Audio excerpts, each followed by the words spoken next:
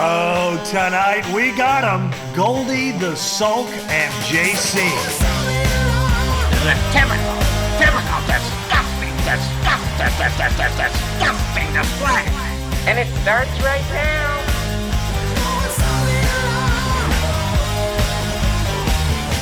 Oh, welcome back to another episode of A Typical Disgusting Display, a podcast for writers by writers who hate writing. Don't adjust your volume. My voice is a little hoarse. But it's a little husky, sultry. It's husky. I've got You're giving yourself a lot of credit here. a radio voice. I need to go. A voice and a face made for radio. That's what we got here today. Okay, fine. First joke of the day. That's not even his joke. That's like a joke from 1950. I know, A face the made for whole- radio. Oh, jeez, We Goldie. can do that now. Oh God, Goldie, you're unbelievable. It's the best. You come on and clear your throat, and it's first joke of the day, and It's then all of a usually sudden you got a funny. problem with this. I'm so sorry. Wait, you hold didn't on. get it today. Why was I'm Cinderella so bad at soccer? She kept running away from the ball. Second joke of the day. Second joke of the day. Actually, I've never heard that one before, so that was a terrible example. What do you of a call joke an that angry I- carrot? A steamed veggie. I mean, we I could like I that. could just go to the internet and get a joke. That's a pretty good one. Oh my I'd never God. heard of either of those. I so don't they were actually, me new to neither. me. It's supposed to be work, and we stumble into it. Ugh, Jesus Christ. Yeah. All right. The guy who gets first We're joke off. of the day with a hair trigger every week. I have one thing in life. It's first joke of the day. The only thing that's ever gone well for me. Don't you have two You have children? everything. Yeah. Oh, And you well, have to have, you see my tiny dust-covered jewel. And you say, I'll take that, thank you. pluck, yoink. Well, one thing I do have, which we can all agree on, is a large nose. And I wanted to start talking this week about something that should be a big headline in the overnosed community, which is this new debacle, Maestro. Okay, Bradley Cooper's Netflix film that he, produced and starred in about Leonard Bernstein, the story nobody cared about, nobody asked for. Bradley Cooper decided to strap on a fake honker and just desperately bid for an Oscar. Like Yes. the whole Prosthetic thing Oscar. reeks of, please give me awards for this. Well, I got some news. I got some nose news for you, Bradley. You're not winning it. First of all, what a huge miscalculation releasing this movie amidst the backdrop of what's going on in the Yeah, Middle East. it's a very good Nobody wants a guy named Bradley Yes, buddy. Cooper in a fake honker saying, "Look at me, I'm Jewish." I Nope. do. No, you don't. You do not. You take I like that back. chaos. Yeah. Okay. Well, that's what it is. It's chaos. Here are a few observations about this movie. It starts off right away, as many of these pretentious movies do, with very old Leonard Bernstein. Well, wait a second. It doesn't start out with a red N and go wong. Okay, you got me there. It starts with the N and goes gong. You're right. Which we learned That's what how that it is. starts. And then right after that. Okay. So the second start is a very old Leonard Bernstein with his huge honker and his Ronald Reagan-esque jowls. And this is yeah, go ahead. And he says, "You're probably wondering how I got here." I wish he had said that. That would have been better. So problem one is Bradley Cooper could not change his expression with this giant honker on his face. Like the whole movie, he could not emote. He couldn't do anything. Is that hard for you? It's very hard for me, but I've managed with years of practice. With years Is of that practice. why you're in therapy? You I was think just that, gonna say, maybe it's like just the your therapist nose. eventually goes, "No, you're having these emotions, but it's like the geometry of your face is just Yes. making it difficult for you to express them to other people." Yes, it's very weighted into the Interesting. center of my face. Everything is, there's a big mound It's there. not and that it big. What's that? It's not that big. Oh, I don't know thank why you. you say It's a that. small curvature of space-time around it. This is Matthew McConaughey is orbiting it in Interstellar and trying to get his daughter's attention right around my nose. So anyway, I'm watching this movie. There's a scene Can where you see like the end of your nose as you're watching it and seeing his nose? That's just about enough. we're only a couple more, and then we're going to call it on the nose jokes. You know how like when you make jokes about you being bald, it's funny, but if somebody else says it, it's a war crime. It's a war crime. Yeah, it's funnier. So every week we have bald complaints. This week we're having nose complaints. Stop. No. Please keep chiming in. You know I love it. There's a scene in the middle where, oh my God, he conducts, it's just a one shot of him conducting a symphony. And I swear I cannot wait for you guys to see this. It could have been Jerry Lewis. It should have been Jerry Lewis or Jim Carrey doing this scene, and it would have been hilarious, except that he's trying to be serious, and it's terrible. So here are a couple of other things. Is the drama at that point like, you'll never conduct Beethoven's Ninth, and it's like, oh, yes, I will. Like, what drama is there around this? There's no drama. You learn nothing about Leonard Bernstein. Right, There's no... You just, wow. Just to interject briefly, and I'm sorry. So there's Tar, and now there's this. Tar was great. Well, right, I don't. I have a long-standing opinion that I don't care about conductors, that they're frauds, et cetera, et cetera. I They're agree with just that. anyone can wave a stick in front of the world's greatest musicians, and they know what to do. But. What are we watching for or hoping for as we're seeing Leonard Bernstein and this guy from The Hangover wearing a big nose, waving his baton? Like, what am I hoping happens? Well, you're hoping that it becomes good and entertaining, which it never does. And you're hoping to learn something about Leonard Bernstein, which you never really do. You see early in the movie that he gets a very lucky break when another conductor gets sick. This is literally in the first moments of the movie. Another conductor gets sick. He gets called on to conduct at Carnegie Hall. And from that moment, he's Leonard Bernstein, the great American conductor. Like, there's no struggle. What makes a great conductor? Like, you're better at waving the stick than the sick guy? Like, I don't... It doesn't seem real. I'm sorry. I agree, but here's where you brought up Tar, which is a good comp. Yeah. Because they're both conductors. I just am like picturing, like, if we had a conductor on here. Yeah. And I would just go like, what are you doing? I know. Yeah. We're going to, by the way, we booked Seiji Ozawa. So that's that would be cool, wouldn't it? I know, that would be very cool. But so Tar really gets into... You are into... a frauda? Seiji Ozawa, that's what I'd call him. No, that's not close enough. But I like the effort, but that's not close enough. Tar is a movie where you really examine the character of Tar. And Tar's fake or real? Fake. Okay. Fake. Oh. But I care even less. Kate Blanchett is a great actress. And you really get into her character, and it's very interesting. I could have watched another hour of Tar. This movie, Maestro, I could not wait for it to be over, for this hate crime. How much of it is just conducting? Like, too much. Time-wise. Totally hung up on I mean, probably about 10 minutes. That's it? So it's not greatest hits. It's not like, here's Beethoven's fifth, and here's Mozart's, 40th. No. And here's... So if it didn't tell you anything about his life, what did it actually tell you? It kind of tried to tell you about the nature of his relationship with his wife, because I guess Leonard Bernstein was sort of famously bisexual, translation gay.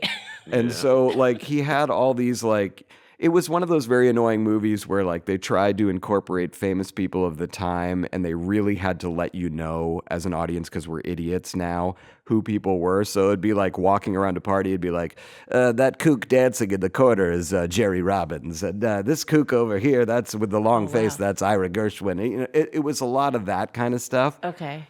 And the other people in the movie are quite good. Like Sarah Silverman is in it. She has a small part. We're friends with her. She did a really good job. I actually texted her while watching it. I took a screen cap and I said, I thought I was watching Maestro. It turns out I'm watching The Marvelous Miss Nasal.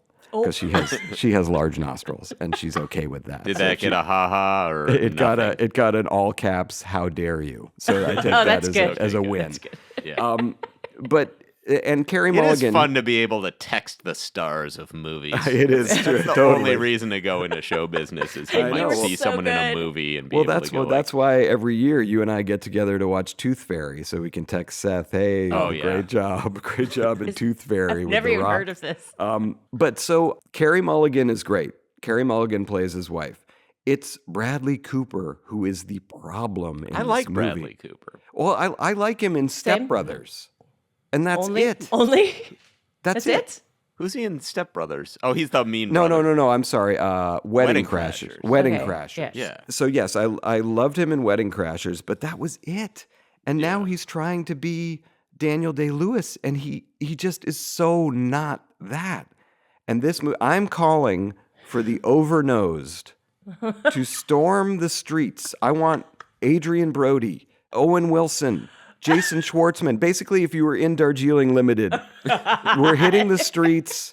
I want to sneezing in the streets about this war crime against the overnose. Because, by the way, Bradley Cooper has a decent sized nose when Yeah, it's it's- just like regular. You Yeah. didn't need to I strap don't on kn- like this so shove. few people know Leonard Bernstein. Yes. And that like no one would know if you didn't have the correct nose. No one would know. No one would know. say, "Well, that Right. was an inaccurate portrayal because he wasn't getting enough air." Right.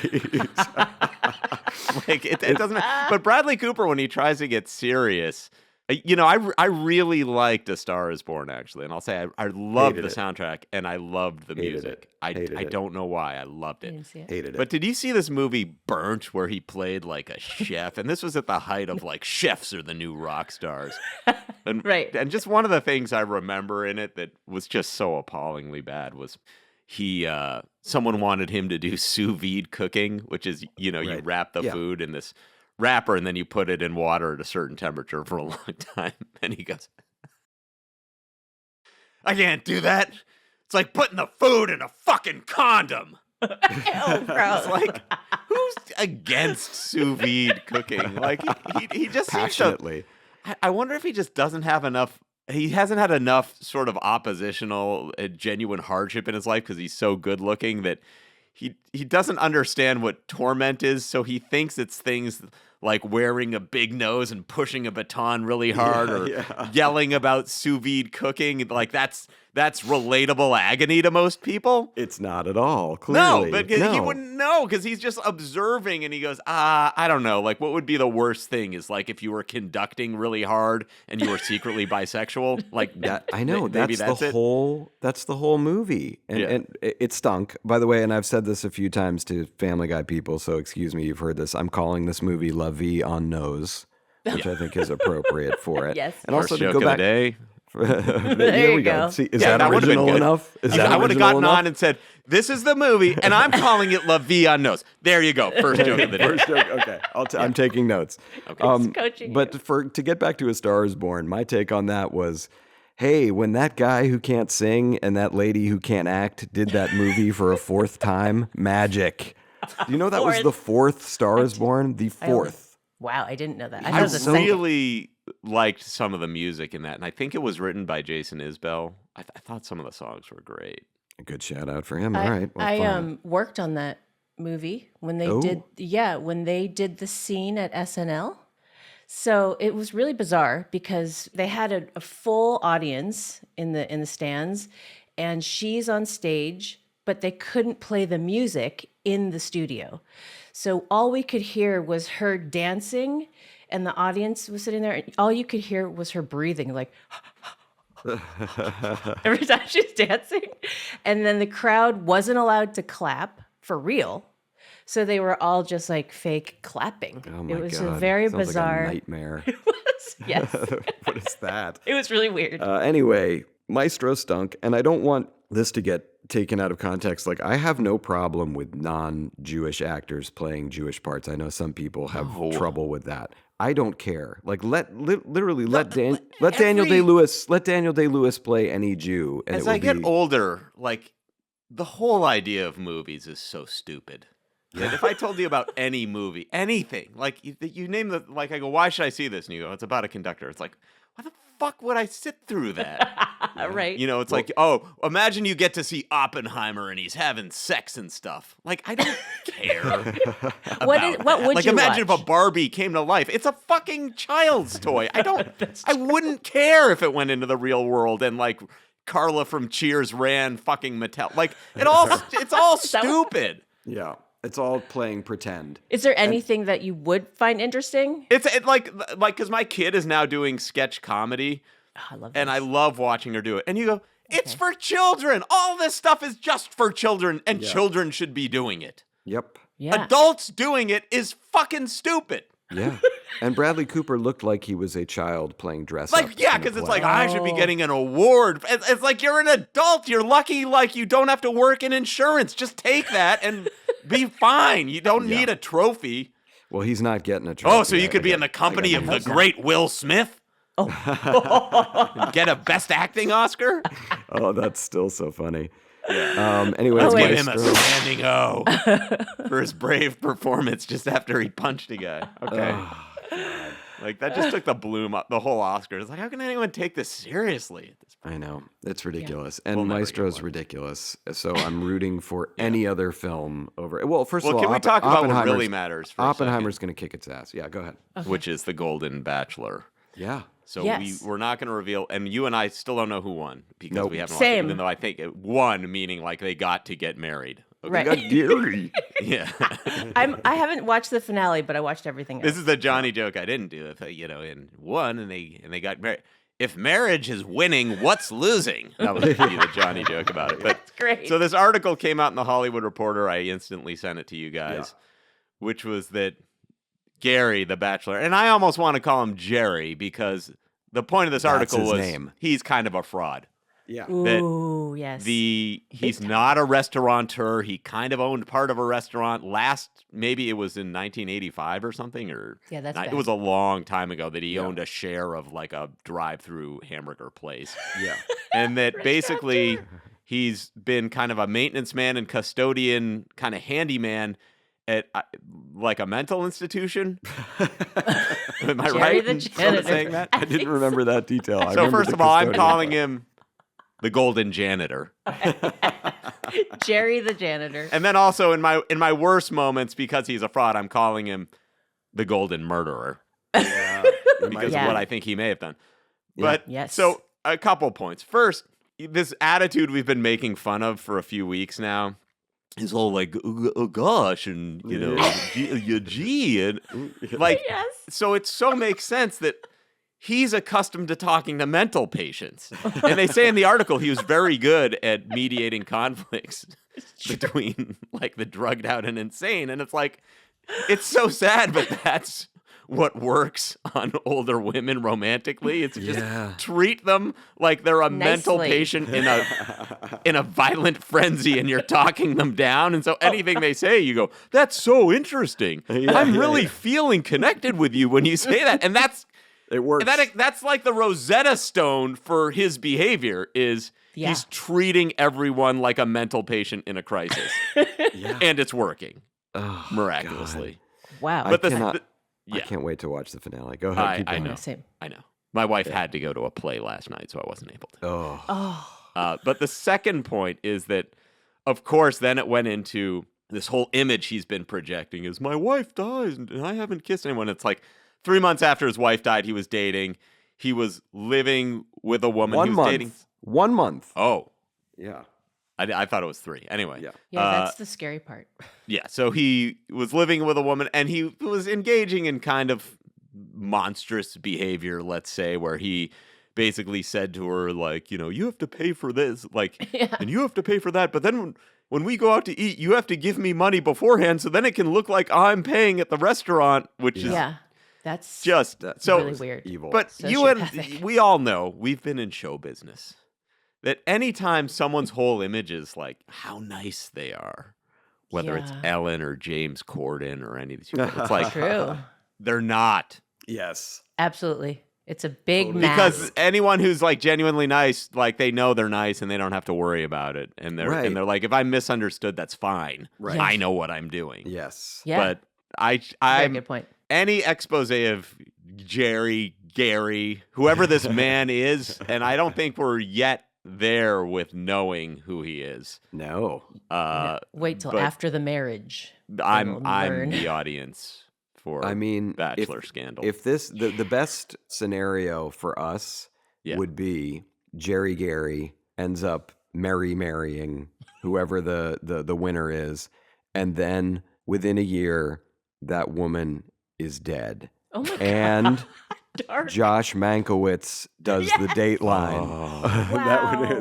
Those are our worlds colliding. Let's Yeah. get Yeah. Mank. Make sure Mank is keeping a close eye Yes. on everything that's happening by that lake in Indiana. Yeah, because Oh, my wow. feeling is he still has some of the women's numbers from the show. Like, Oh, there's yeah. some scumbaggery going on. Like, Big release your texts, Jerry Gary. Jerry Gary. Oh God. All And right, anyway, but I also wanted to take a victory lap because called it. yes, you did. Was the only Oh, one. yes. You were. Was Yeah, the you only t- one who from the beginning said this guy is not Yeah, on no, the You don't trust I him. admit that I was swept up by Jerry Gary's act. But now I think the more information comes in, I'm It on totally team- makes sense, I'm on yeah. Team Goldie now. Thank you. All right, something else where we're all unfortunately on the same team is the next part of the show that we like to call Johnny Jokes. Whoa, from Hollywood. Here's Nosy Johnny's. Nosy? Oh boy, I heard that. Maybe you heard this. An Alabama woman with 2 uteruses is now pregnant in both of them. Oh. Yeah. You can learn all about her magical journey next summer in Disney Pixar's Gross. With an exclamation point. Gross.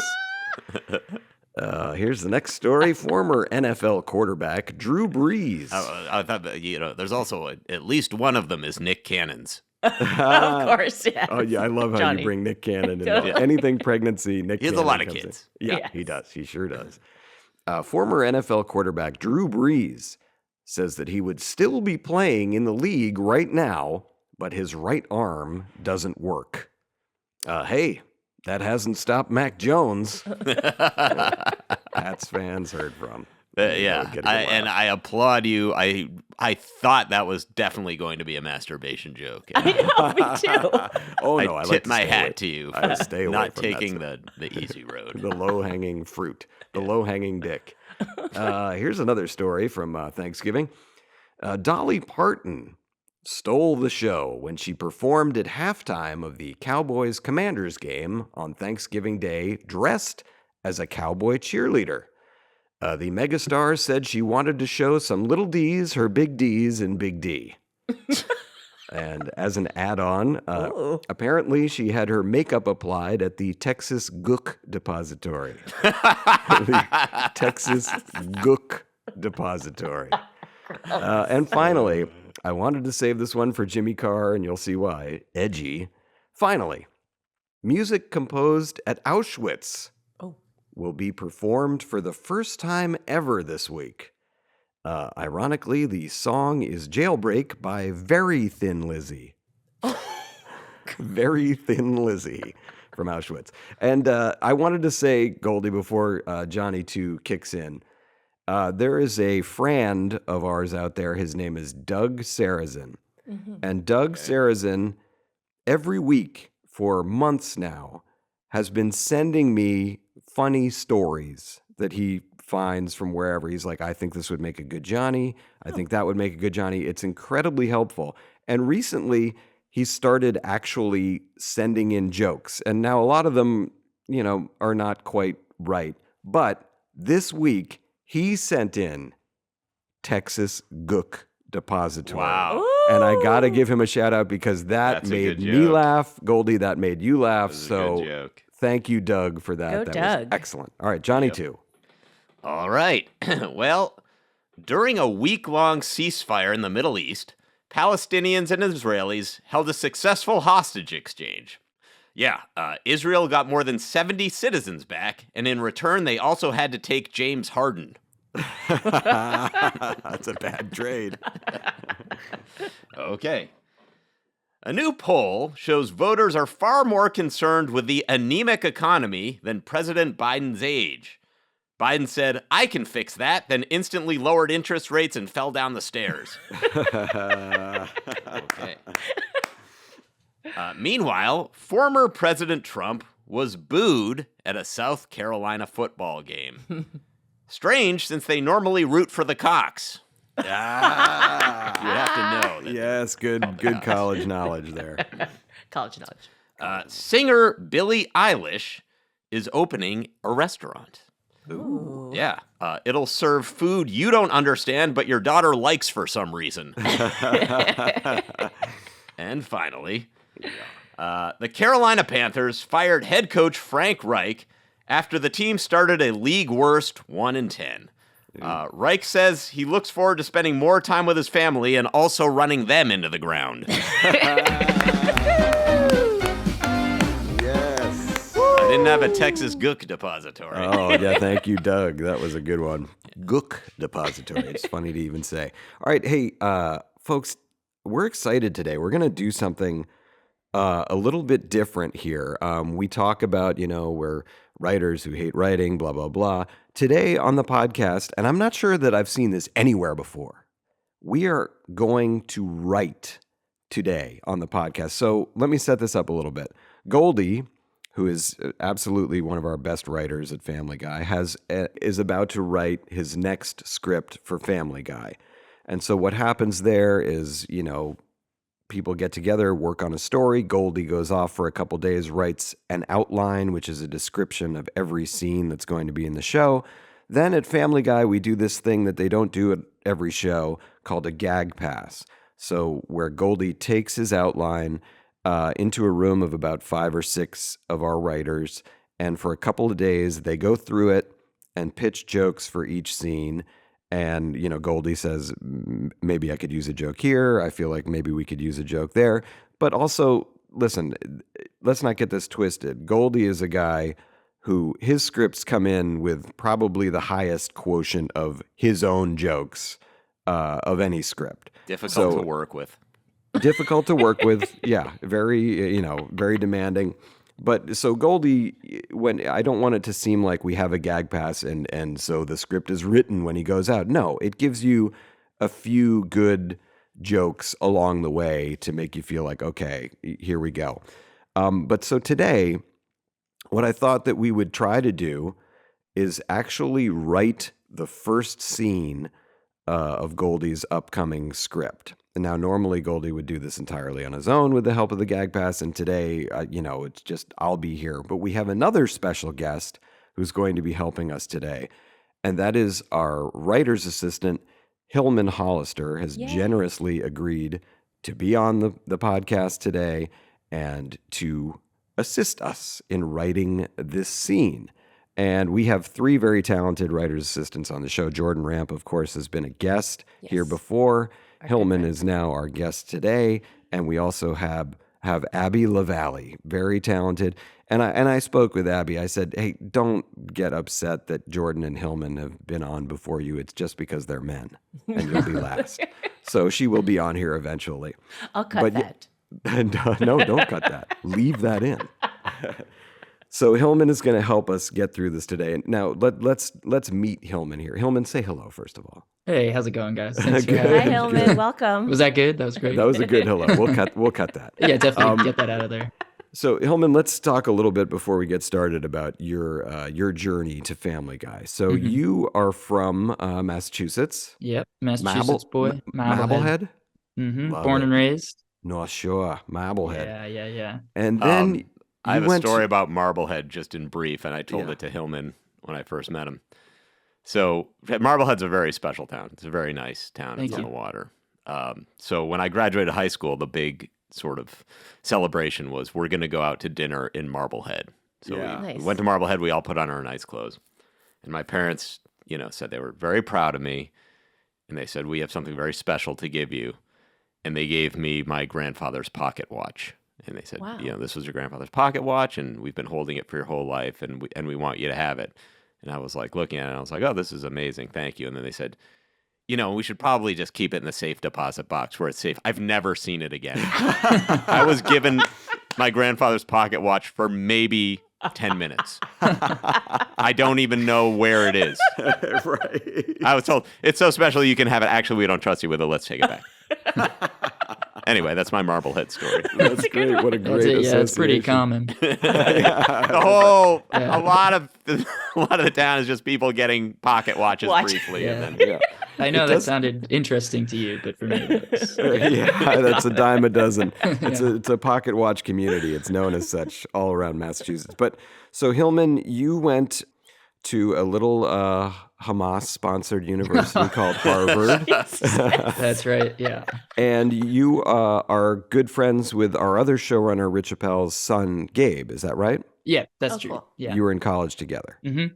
Yeah, we were at school together. So did you go to Marblehead High and then to Harvard, or did you go to Yeah. Okay. Yeah, I was at Marblehead High. 4 All years. right. Go Headers. Headers? Really? Well, actually, we're the Magicians, but also say Go Headers. Wait, Way it's the better. Marblehead The Marblehead Magicians? Magicians. What your, a Wow. your terrible- teams cannot possibly be good at anything. Like, it's a Magic. seaside community, and you guys must be just getting crushed at basketball, like everywhere you go. I mean, we're up against Swampscott. We're up against the Salem Witches. Oh. The so names we- are amazing. Yeah, so the Magicians versus Witches, that's always a big battle. Oh, yes. Who wins that one? it's- yes. I mean, did you feel going to Harvard, which is obviously an amazing accomplishment, but was part of you like, I got to get out of here, though? Yeah, I think a little bit like I needed to get away from home, but I did feel like I could get that separation because I didn't spend that much time in actual Boston. So it kind of felt far away enough. Were you on the Lampoon and such? Yeah. Oh, look at that. I didn't How do you know get that on the way. Lampoon? Yeah, that's a good question. There's like a application process. There's kind of 2 rounds of submissions where And then you're they beat you in. I'm calling yeah. I'm calling bullshit on that. I think you showed up at the Lampoon office and said, "Hello, my name is Hillman Hollister." They said, "You're hired." Yeah. Yeah, I have a yeah. screenplay called Hillman Hollister's Wonder Bazalister. It's like a sequel to Mr. Megorium's. Yeah. Wonder. Yes, yeah, exactly. yeah. It writes itself. Wasn't Mr. Megorium's Wonder Emporium on the big billboard in the last strike when we were striking? This is what Yeah. we do it for. Yeah, exactly. Yep. This is what we're fighting for. There was a boys. big article about that guy because he had, I believe, in Vanity Fair that he has these bars tattooed on his wrists because he believes like his hands are magically writing for him and separate from his body or something. Oh, wow. That's Whoa. that's one of Which the I, worst writer stories I've ever my heard. hands are definitely attached to my body the entire time I'm writing. Yeah, tend to be. Yeah. It works better that way. Yeah. I'm not channeling. God is not talking through me. I guarantee you that. God is talking. I'm not channeling anything. God is talking behind your back about you. God is over my shoulder reading it and just shaking his head. Like, terrible. Cut that. No. We're gonna give him a lot to shake his head about today, hopefully. So Hillman, tell me a little bit about what's the journey from Harvard out to LA? How does that happen? Yeah, so I moved out in September 2019. And I was working as an assistant to this woman who ran an insurance company first. Yes, just the kind of, dream. yeah, I was already living the dream. And then I got an internship at Gloria Sanchez Productions, which is Will Ferrell's production company. Yeah, that's So awesome. I was kind of, Cool. stalking the office, sitting at the front desk. A lot of comedy heroes of mine coming in that I could offer water. Sometimes Yeah. it was yes, sometimes it was no. Oh. But Room temperature and refrigerated. Chilled. Who are some of the people? Who are some of the heroes that you offered water to? David Wayne is a big one for me. Oh, nice. I was like shaking. He when once came. snubbed me at a restaurant. So Yeah. Oh okay. no. Anyone else? Well, don't meet my heroes. Yeah, is that wow? So David Wayne is the one you lead with? Yeah, I mean Okay. Will Ferrell. Okay, there you go. Right. Yeah, Let's start yeah. with That's a good him. one. Let's Uh-huh. start. All right. Did you meet Adam McKay while you were there? I saw him, but Yeah. I didn't meet him. No. Okay. So Adam McKay just breezes by the front desk, doesn't say hello. That's Yeah. That's what we're He's getting got all the from water this. he needs. Lumbers, I would say, not breezes, lumbers. yeah. Well, that sounds like a great place. And so, did you come from there to Family Guy? No, so then the pandemic happened, and so I was at home in Marblehead for about 9 months doing coverage basically for Gloria Sanchez, and then the internship ended, and I came back out, and it was significantly harder to find a job. So I worked at Mendocino Farms for a little bit. Oh God! Which one of our better to lunch options, I would say. Yes. Disagree. I love their Caesar salad. That's their my chicken alma Caesar. mater. I want Jones every day. Jones is really Every good. day. Yeah. No. Terrible. No, terrible. So I worked at Mendocino Farms for a little, and then When you apply to Mendocino Farms, you tell them you went to Harvard. What was their reaction? well, I already had a friend from Harvard working at Mendocino Farms. shit. Okay. Oh, there you go. So the whole thing is it all all you Harvard know. people in Mendocino Farms? Oh, Mendo Farms is such a fucking Harvard feeder. It's just ridiculous. The pipeline is Yeah, disgusting. it's real. Yeah, Nepo babies. My dad is a manager at Mendocino Farms. It's Nepo baby lettuce. I did. My friend Juan and I, who's also went to Harvard, we started working together. So Mendo Farms with all your Harvard buddies, and then how do you come over to Family Guy? So one of my really Seth good came friends, in for a salad. No. yeah. I pitched a cutaway. I am good friends with Mike Scarrett, who was a writer's assistant here before. Right. Yes. And so he got hired somewhere else, and he let me know that he was moving on because I was working, not really doing anything. And he was like, "Do you want me to recommend you?" I said yes. And then I interviewed with Alec and Rich. Yeah. Yeah. I'll never remember that day. Oh, so Gabe didn't say, "Hey, my friend Hillman is looking." Oh, I'm for-" sure he also. And let me ask, who asked more That's awesome. incisive and pointed questions in this interview? Was it Alec or Rich? Just out of curiosity. We all know the answer to that question. Yeah. It was a lot of, "Can you type fast?" And I said yes. And they said, "Okay." Yep. That's pretty a much the skill. one requirement. Yeah. All right. So now, and how long have you been with us at Family Guy now? I think it's been about a year and a half. Yeah. Okay. Started January 2022. Felt longer. Felt a lot longer than that. Yeah. Well, that's almost 2 years now, Hillman. See, it is yeah, I longer. suppose. Yeah. Whoa. Well, Suppose it was you're longer. great at what you do, and you've really been shining recently in terms of pitching jokes and story ideas. We've really enjoyed that. So Thanks. keep I that appreciate up. it. Yeah. You're doing. Oh, a I didn't great job. realize that you have writers' assistants pitch jokes and story ideas. Is Well, that- it's interesting. It doesn't. Sometimes it doesn't happen at all, which is fine. Like you just want somebody who can get all the shit down, who can type well, and doesn't miss stuff. But then it feels like for writers' assistants who want to be comedy writers, after a little while they get more comfortable in what they're doing and feel like, okay, I can throw in a joke here or there. And the writing staff loves that. Like if anybody's going to break the silence by offering a potential joke, that's already a win. And Hillman, you've been not only breaking the silence, but offering jokes that we've used and ideas that we like. That's so cool. So that's a real bonus. Thanks. Everyone's unbelievably nice. Yeah, it's a been big fun. change from the way Family Guy was 20 years ago. I'll tell you that much. It's very kumbaya in there now, which is great. Yeah, David Wayne would have really fit in 20 years ago. Oh, here we go. We're hitting that again. Another torpedo into the side of David Wayne. Someone says they enjoyed your movie in a restaurant, you could just say thank you. Just throwing it out there. Oh, that's what happened? Yeah, I said I no. really like the Baxter. And it's just like, I was like, no one's coming up. Look around, man. The whole all you restaurant got- isn't I'm like all the you fucking got. Baxter was awesome. There's one dude in here who liked the Baxter, and it's me. So you can't fucking choose of everyone in here who you get to interact with. It's me.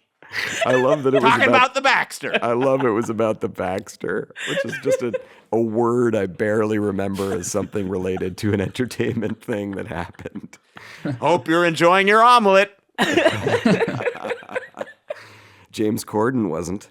All right, so that's enough about Hillman. We get Yeah. it. He's Thank a good you, guy. He's good at his job. We're happy he's here. We're thanking him for being here today. So now, Hillman, let's pull up on the screen a blank script, and here's Goldie's outline. And I just want to point out, we're skipping the 3 days of panicked masturbation that you'd normally do before you start writing. Right. We're sort of skipping the frantic Googling. Yes. There's a lot we're not doing here. The yelling at your family that you work. And so it's really hard. Yep. A lot of steps we're going over. So should we just set up like the scene we're writing? Goldie, I want you to set up what this first scene is supposed to be. Okay. Well, it's a scene about Brian, who's taking a writer's workshop or a class at a community college, and he is, a writer on the show, but doesn't have an idea, basically. Yep. He's stuck. He has writer's block, and it comes to a head with a teacher saying that, if you can't take this seriously, then maybe you have no business being a writer. So we're just trying to get to the next scene, which is that story-wise, Brian's having a crisis of confidence that he can't write. Right. So we're trying to show dramatically and in a funny way so that this happening. This is a scene at Quahog Community College. It's going to be taught by this professor character that is new. And we could pitch on the character. I mean, I just put, I basically made the character a legendary Irish author, right? Who's in the outline I said this, and it'll change, but the joke I made was he's now teaching community college because he drunkenly snowplowed over Jeremy Renner. Just a horrible coincidence for that man. Yeah. No, I like that. That's fine. We could do that. So we could pitch on that. Let's go into the script and put out those very first slug lines. Yeah. So let's do exterior establishing Quahog Community College. I don't know why doesn't that look bold? I'm very thrown off already. After praising Hillman up and down. There we go. Okay. There's going to be a lot of that. Wow. I mean, I'm going to pitch a sign gag. I was going to say, should we have a sign gag? Sign says Quahog Community College, established yesterday. That's first joke of the day right there. I was going to say we should pitch on a sign gag, and you had it ready to go. Established yesterday. If we don't write anything more, we've already done great work here. That felt fun. Yeah, that's great. Okay. And by the way, like in a Family Guy script, that first joke can hold you up for days. So just to have something on the paper that's a kind of laugh, that is a recognizable joke, we can now start writing. Exactly. Cool. And it's like, put the masturbation tissues away. We're in it now. So now we go interior, as Hillman has already started to do. Say, Quahog Community College classroom, same. And when we say same, that means to indicate the same time as the day that's above it. Boy, that's boring. What is this element called, Hillman, the interior and exterior in final draft? Scene heading. Scene heading. Okay, so we've written our scene headings. You don't know that? I know, I forget. I always call it a slug line, and I just forget. My God. And so what we wrote, a sign outside reads, Quahog Community College established yesterday. That's what we call an action line. Okay, go ahead, Goldie. Yep. So I was going to say, I'm just going to start pitching to set up the scene, and we can, reject this, whatever. But my first instinct is Brian sits among a group of diverse students listening to their professor, Megan O'Callahan. Yes. Nice. And for those of you who don't know out there, Megan O'Callahan is a mashup of two Family Guy writers, Patrick Megan and Steve Callahan, who definitely deserve this tip of the cap because they're also... And this is where here's where like the confusion will begin as you sit down to write, right? Because you say in the outline, we've said, oh, this is like a legendary Irish author. So do you want, when you enter the scene, like in my head, I go, do I have Brian whisper to another student, like, I can't believe the legendary Megan O'Callahan is teaching this course, or something? Like, do you need to do that to tell the audience? I don't think we do, but I'm just saying, like, this is why it takes time to do these things, and you can't just copy and paste the outline in. Right. And that said, to this point, I think what a good thing to do would be to start with Megan O'Callahan speaking. I think there's a way in his first line to get out that information that you wanted Brian or someone to whisper in class. I think we can get it from this character himself. I also was reading your Gag Pass notes, and I really liked that joke in there about as a reminder, if you leave your scarf, like, I will take it. And like, I think it could be funny to have just a reminder, if you leave your scarf, it becomes mine. It feels like, I don't know, that was a funny way to possibly end his first line. Looking at the Gag Pass, the thing that made me laugh was him maybe saying, if anyone doesn't want to be a professional writer for the rest of your lives, get up and leave right now, because you're all gonna make it. I mean, I think they can both be in there. I think we can. I think we just start with some boilerplate stuff like, good afternoon, students. And should it be like? Again, I'm not trying to haggle every point, but I mean, should he just be in the middle? Should we be in the middle of class? Like, are we really starting the class? Well, maybe here's or is what he we in the do. middle of Here's what we do. So in the action line, Hillman, go up to the action line after O'Callahan. Just say, on the board behind him is written, what is this called? Like creative writing 101. I mean, does that help? Just it tells us where we are and who this guy is. Right.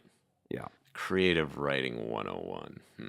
Can we do something with that? I don't know that you want the funniest thing there. I don't necessarily want to make that a joke. It doesn't have to be 101. I just think that I'm just wondering if for some reason it's like, in my head I just see a number and it's like creative writing 289. That doesn't. It's not. That's only a joke if you're thinking of 101. Yeah, well, maybe if you said 102. I think creative writing 101 is fine. Okay. So take away get afternoon students, because I think Goldy could be right about just being in the middle of something. Yeah. So now we come into like, what are we in the middle of here? And what I like getting out that point. Something about he's telling them what pronouns are, and they're shocked to hear it. I like the idea of maybe your first introduction to something called pronouns. Huh? We're not doing that. But the thing you liked about you're all gonna make it. It feels like we could get to that pretty quickly. Tough talk. All right. If anyone doesn't want to be a professional writer for the rest of your lives, get out. It's an uneasy beat, because you're all going to make it. And just, you can say like the students nod to each other. I mean, I don't know why I want to touch the burn. You know what I mean? Like, there's no reason to do this, but part of me just wants to go like, in the event of a fire, I may get some of your pronouns wrong. I apologize. Like, there's no reason to do that. That's funny. Especially that guy. I'm a woman. See? I like that. Say, do a Megan O'Callahan lines to say, Now, in the event of a fire, I may get some of your pronouns wrong. An audible gasp. Especially that guy. I'm a woman. See? Especially. Well, I can already see we're cutting this, but it's fun to see on the screen. Yeah. This is what you do, and we're just writing. Draft. Yeah, I mean, we already have half a page. Especially that. Feels like a decent day. Yeah. See? It's funny. And so now we kind of want to get to the meat of the scene, which is he's got a call on Brian to do that to fulfill some assignment that Brian has not completed. Right. Which now I'm wondering, in true writerly fashion, are the first lines wrong because they seem to imply that it's the first day of class, and now we're showing that there have been previous weeks of this course. Well, how about instead of all right, just change all right to, and as I've said before. Yeah. Because you're all going to make it. No, in the unlikely event of a fire. No, you don't. That's just adding an extra word. I feel like we should cut this. It's just, we're never doing this. I just leave it in for now. Fine, We're let's just leave doing it the in. demonstration. And All right, we're having fun. But Goldie's right. Sometimes you write stuff that makes you giggle, but you kind of know it's going It didn't even really make us laugh. It just felt fun to do. Okay. Made me laugh. So now we're doing, he's calling on Brian. So it seems like Megan O'Callahan needs to continue talking. Yeah, Brian.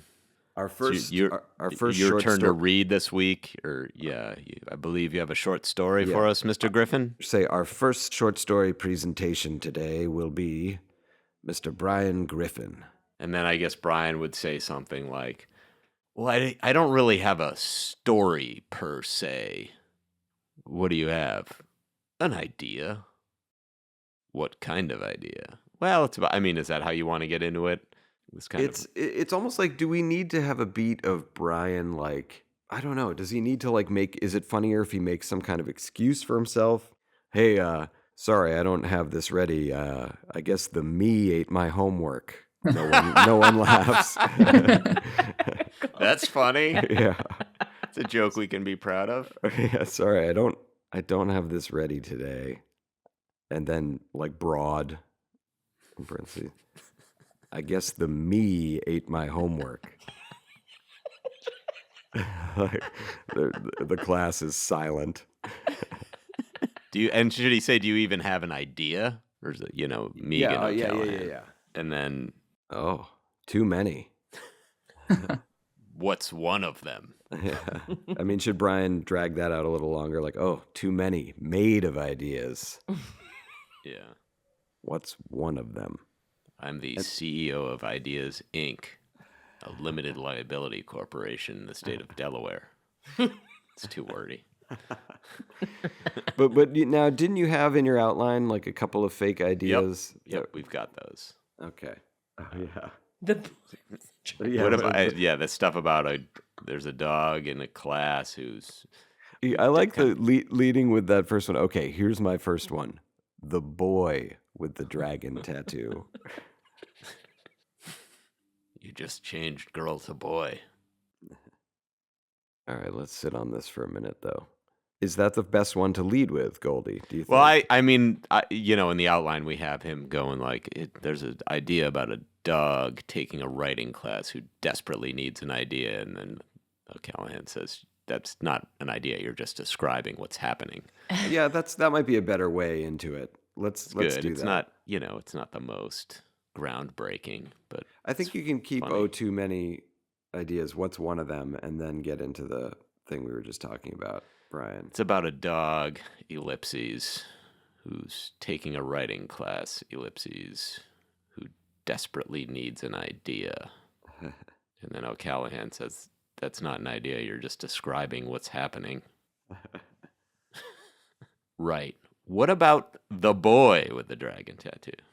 Right. You just changed Just girl a to student boy. is like, that's very gendered. Sorry. He apologizes. That's very hetero. What is it? That's very gender. What normative? That's very gendered. Yeah, or gender normative, heteronormative. That's very heteronormative. I'm sorry, sir, ma'am. Another thing to cut. It's still the same joke, and it's still funny. Yeah, I know. Student OS. The they with the dragon tattoo. The problem is the dragon tattoo, not the person attached to it. Yeah, that's very heteronormative. Yeah, so then do Brian the they with the dragon tattoo. And then This is fun. We're not doing any of this, but it's fun. the they with the dragon tattoo, and then Megan O'Callahan. The problem is not. What would you say? The problem is the dragon tattoo, not the gender of the person yeah. who has it. Problem is the unoriginal dragon tattoo. And this all has to end basically with Brian being tossed out of the class, right? Yeah, I mean, we could go further. I gritty shoots and ladders made me laugh. Give me, from Egan says, give me a real idea. Gritty shoots and ladders. Yeah, I like give me a real idea, and maybe we can just pitch on that for a minute, see if we can beat. Yeah, who has it? Now give me a real idea. Yeah, so this one just has to be like a quick, another unoriginal. Yeah. I'm trying to come to an idea of like, I'll need help with the reference, right? But it's like Bradley Cooper is Teddy Roosevelt or something, you know? Like it's just I was in the area of pitch. Now give me a real idea. Beat, and Brian goes, about a girl? Just some other like easy gender swap. Right. Yeah. I don't know that I want to camp too much on the gender stuff. Yeah, sure. There's more late. It feels a little bit like a 51-year-old guy trying to take a desperate stab at relevance and missing and stabbing his own leg. Hey, you've got a few more days until you're that. Yeah, not much longer. I know. When when a big part of your life is enjoying just being 50. I know. Give me a real idea. Kibbles and Brits? Tastes lovely, Governor. Yeah. Kibbles and Brits. James Corden is Donald Kibble. In Kibbles and Brits. Sir Donald Kibble. It's a movie idea. Yeah. That's almost like too creative I know. somehow. It's like too good. Ploppenheimer about a really big dump. Brian, I'm not sure this class is for you. What are the big books right now? I don't even know. How sad. Well, it could be a book or a movie. Like it just could be anything. Yeah. You remember It just Bel- feels like he would be trying to take a stab at relevancy, like I just was. Right, whatever the hot thing is now. But that's the Yeah. problem. Everything's so spread out. There's no like one movie that everyone I mean, unless it's Barbie or Oppenheimer. Yeah, I was honestly. trying to think like a novelization of Cabbage Patch Kids or Right. Now give me a real idea. Donald Faison is a braff away. Is that a title for his memoirs? It could Braff be. away. I don't know. Yeah, I am a little annoyed that we have to live through this second wave of Zach Braff, even if it's just in a commercial. Some popular movies right now. Yeah. Saltburn. Oh, yeah. The Killer, Five Nights at Freddy's. Oof. Let me see. Maestro, your favorite. What if the Quaker Oats guy was a serial killer? The postman always rings once. Let's see. Now give me a real idea. By the way, do you picture this Megan O'Callahan with any kind of accent? Maybe, like a Liam Neeson Irish. Oh, that's good. Yeah. That's good. Yeah, have him be the problem is... Yeah, I mean, that's why I thought it'd be funny to hear why he's disgraced in doing this, at the beginning. That could be... when you do your own pass on this, feel free to add any of those details. Taken 2 Electric Boogaloo? Nope.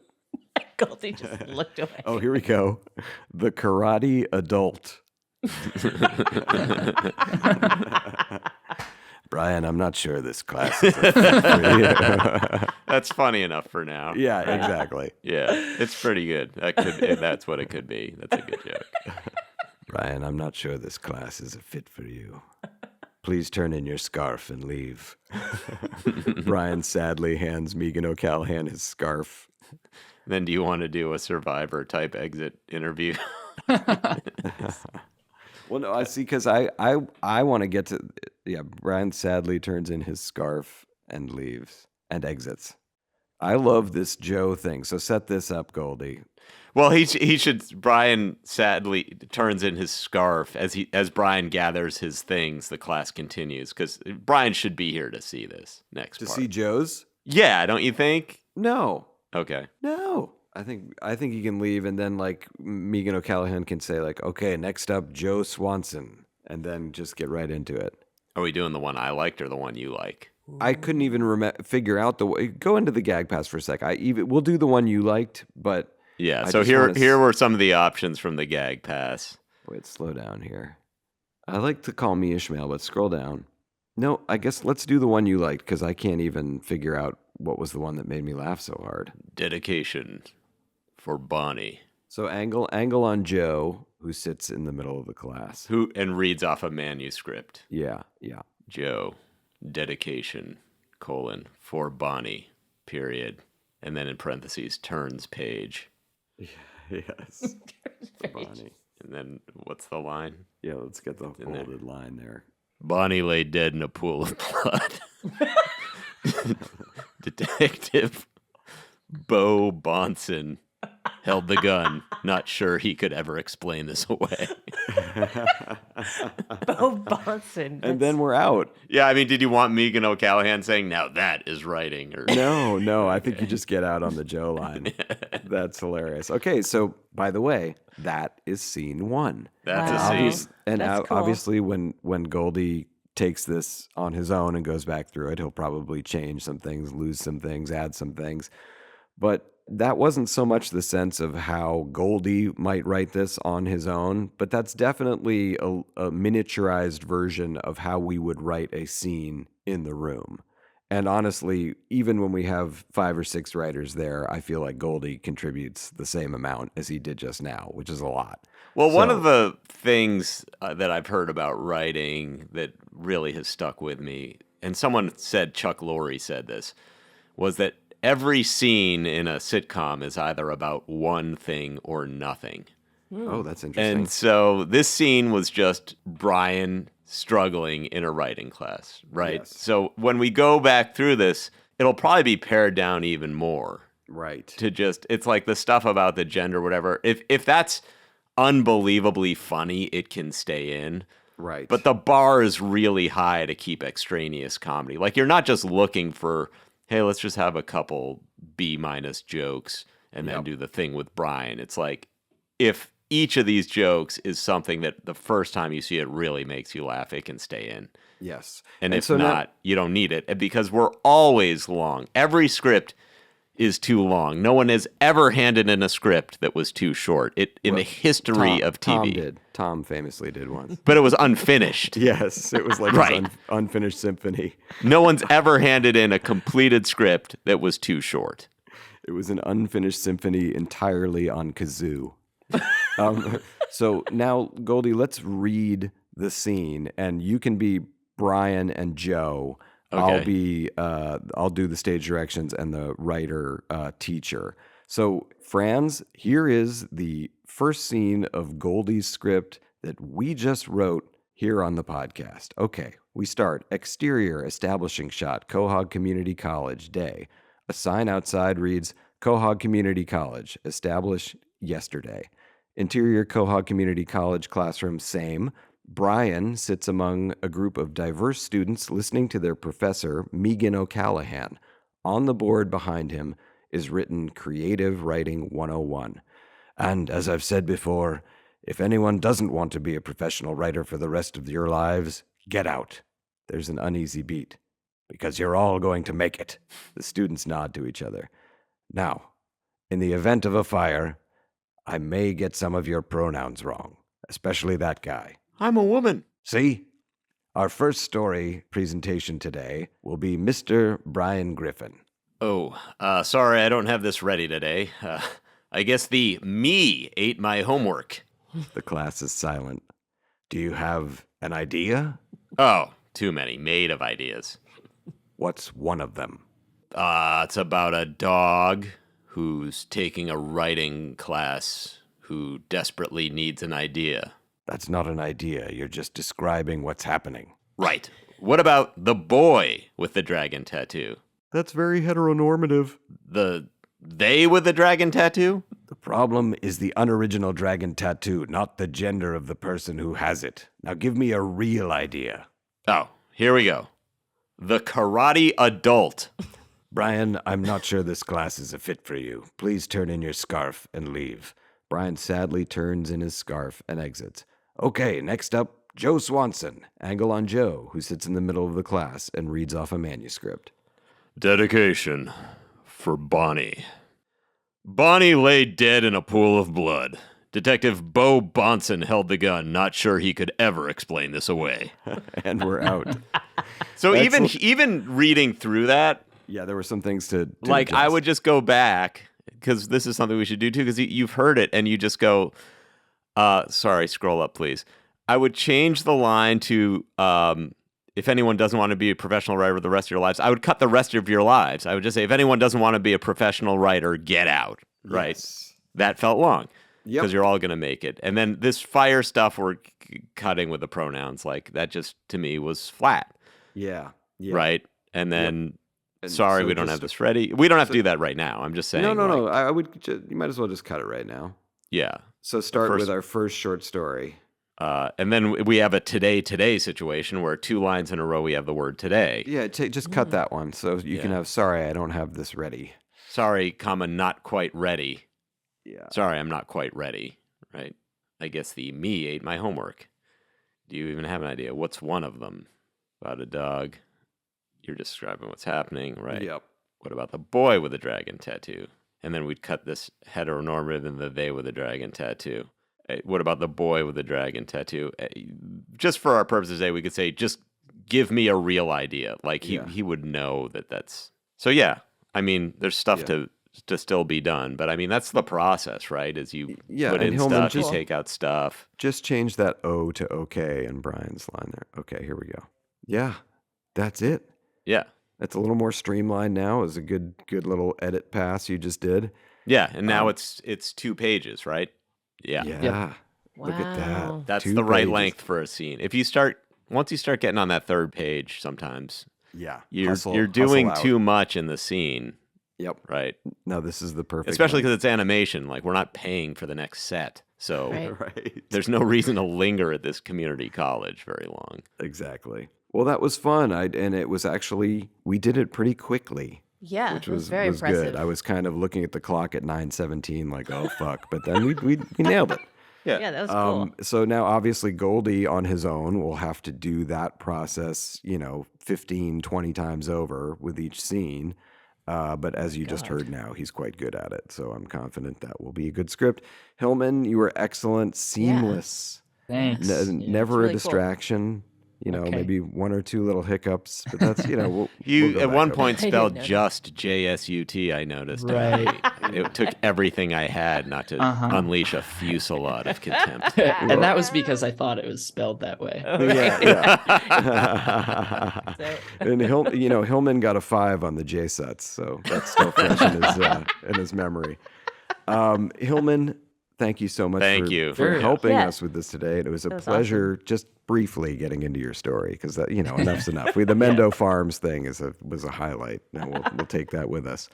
Every time we order from there now, believe me, Yeah. you will be getting a ribbing.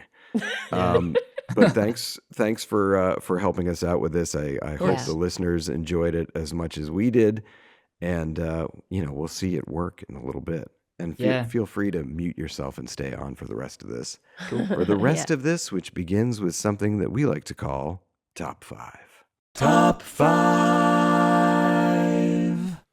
Oh, beautiful us.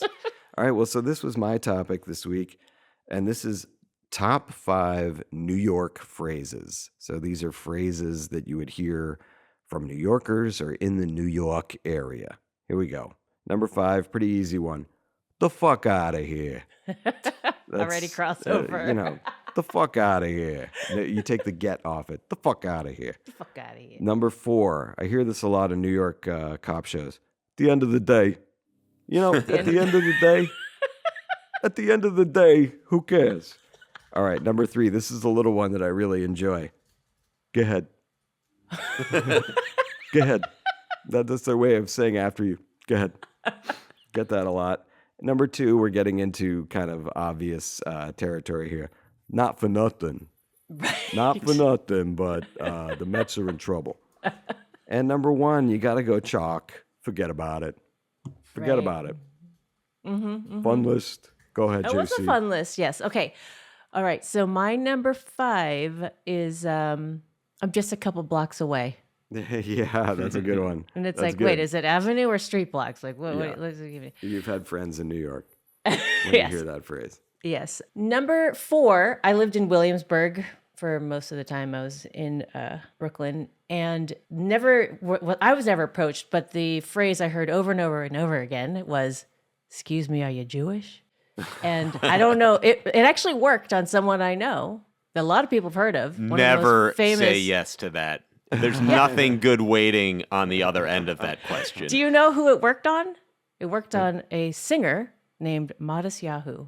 Oh. And that changed his life. He's like one of the most well-known Hasidic Wow. Jewish, or was, yeah. So anyway. Wait, so someone approached him in the street and made him Hasidic? They asked him, "Are you Jewish?" And he said, "Yeah." And they just started talking, and they introduced him into, like, they brought him to the Chabad house. He went, yeah, it worked. Wow. That's why they do it, because they're trying to recruit people. There's a lot to say there that There will is a lot. remain unsaid. It's fascinating. Yes. That's one word for it. You're just as likely to be clubbed in the head saying yes to that as you are to be Totally. brought to the Chabad house. Chabad that. What was that? Number 3? Yeah. Online versus inline. I'm going to get online. I feel like it's a very New York. Never heard it until I got to New York. Like it. My number 2 is the fuck out of here. Same Fuck thing. out of here. And number 1 for me, I heard this from some coworkers. If you'd make someone laugh, they'd be like, "You're so stupid."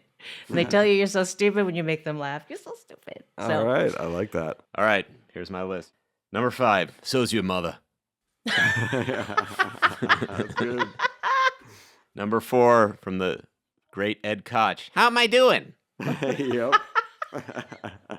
And number 3, from the great Joey Tribbiani, how you doing? Nice. Well done. Well done. Number 2, it's very effective, Boston sucks. Yeah. Ooh, Especially when we yeah. did suck. Yeah, When we they do were suck. right. They were right about that Yeah. a lot. And number 1, I can't believe no one else had this. And it may be a little more Jersey than New York, but just give it to me. Oh! No, that's good. That was an That's oversight. really funny. Oh. All right, that was fun, Goldie. What are we going to top 5 about next week? Top 5 things you miss from your childhood. Oh, Oh. I miss those things.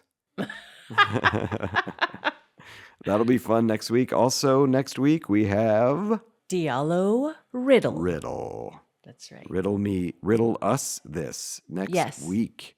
Diallo Riddle, and he's like, Well, he's a co-host of Luxury, Blake Robin on Yes. One Song, who we've already spoken to, but he's a very successful TV writer as well. He had his own series, South Side, and nice. he's worked for Fallon. He's done a lot. So Awesome. And he's a DJ. I mean, he's actor. He's multi-talented. Great. Cool. Awesome. Well, talking with Blake was so fun, I'm sure. Talking with Diallo is going to be just as fun. Yeah. So that's next week. And now we're going to end the show as we do every week on a high note.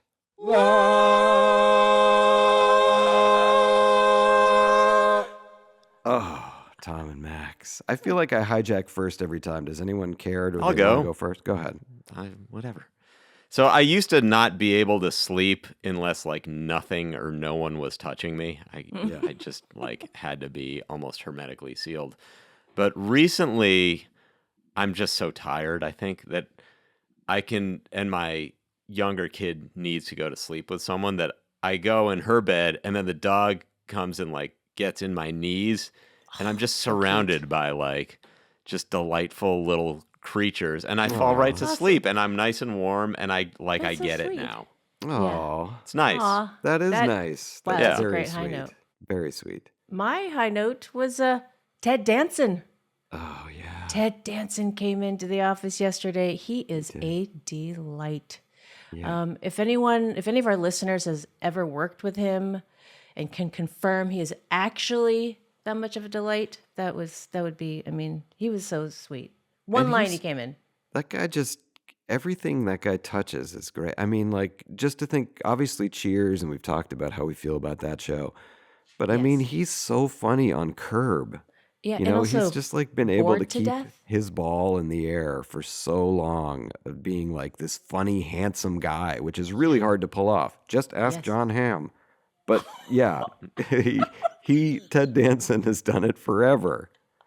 And yeah, it was a thrill. JC, thank you for introducing Yeah, him absolutely. to me. That was really nice. Yeah, of course. Great. All right. My high note is this podcast. I feel like between Mank and Jimmy Carr, we kind of we hit a Mulaney high. Okay. Yes, of course. And of course, Mulaney, all the yes. reports we got back for our end of the year, it was like everybody started listening because John Mulaney. And John Yes. Mulaney was the number Yes. one, and John Mulaney this, and that was awesome, and we thank him eternally thank for you, that. John. But we had this John Mulaney high, and then things felt like they were kind of settling back down. As people And realized we wouldn't have John Mulaney again. Yeah. I know we couldn't have him on every week, but Mank, his numbers were huge for us. Huge. And then we had Jimmy Carr talking about us, and we've Yeah. had people reaching out that they came to us because of Jimmy Carr. And it just feels like, you go through these ups and downs, and right now it feels like a momentary up that I'm enjoying. So, Yeah. high note, this podcast. I love that high note. Yeah. All right. That's our show today. Thank you for listening to us write, which is basically the entire show of Hamilton is watching a guy write. Very exciting. We enjoyed it. We thought it was a fun thing. Thanks Yeah. again to Hillman Hollister Thank you, Hillman. for all the help and for being so great at work. Thank you two for being awesome. Thank you all for listening, and we will talk to you again next week. Nope, I quit. Shit. Typical disgusting display. That was fun. And it stops right now.